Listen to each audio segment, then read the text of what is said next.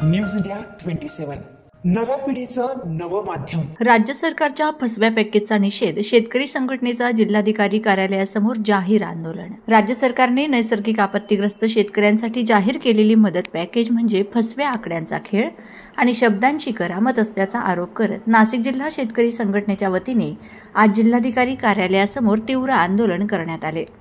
यावेळी शेतकरी संघटनेच्या कार्यकर्त्यांनी राज्य शासनाच्या पॅकेजबाबतचा GR प्रत्यक्ष फाडून जाहीर निषेध नोंदवला। दुपारी सुमारे 1:30 वाजता जिल्हाधिकारी कार्यालयाच्या प्रवेशद्वाराजवळ शेतकरी संघटनेच्या कार्यकर्त्यांनी घोषणाबाजी करत सरकारविरोधात तीव्र नाराजी व्यक्त केली। संघटनेच्या कार्यकर्त्यांचा आरोप आहे की मुख्यमंत्री यांनी जाहीर केलेले 31,628 कोटींचे पॅकेज हे आकड्यांची जुळवाजुळव करून बनवलेले असून प्रत्यक्षात शेतकऱ्यांना अतिशय अल्प मदत दिली जात आहे। शासनाने अतिवृष्टीग्रस्त शेतकऱ्यांच्या जखमेवर मीठ चोळल्यासारखे केले आहे।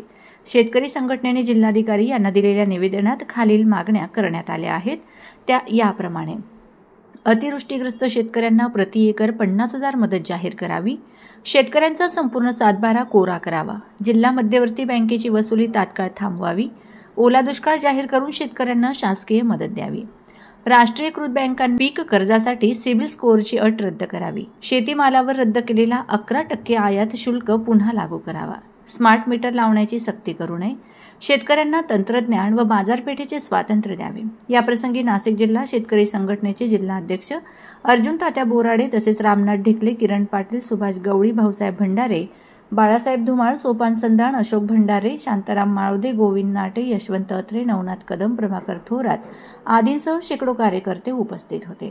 या आंदोलनात संतू बोराडे, नवनाथ कदम, किरण पाटील, संतू बोराडे, नवनाथ कदम, किरण पाटील, अर्जुन तात्या बोराडे, सोपान कडलग यांनी सक्रिय भूमिका बजावली। शेतकरी संघटनेच्या या निषेध आंदोलनामुळे जिल्हाधिकारी कार्यालय परिसरात काही काळ गोंधळाचे वातावरण निर्माण झाले होते। 10,000 कोटीच्या पुढे होते, आता त्यांनी गेले हे फक्त 32,000 कोटीपर्यंतचे गेले, त्याचा आम्ही निषेध करणार आहोत।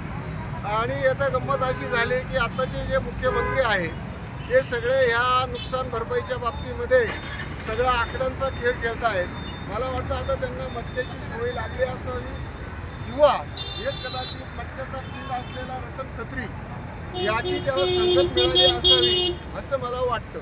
त्याच्यामुळे ह्या सगळ्या आकड्याच्या खेळांमध्ये शेतकऱ्यांचं मरण होत आहे आणि या शेतकऱ्यांचं मरण वाचावं म्हणून आम्ही शेतकरी संघटनेच्या वतीनं, शरद ऋषींच्या स्थापित शेतकरी संघटनेच्या वतीनं आम्ही आज निषेध त्या सगळ्या जाहीरनाम्याचा करत आहोत।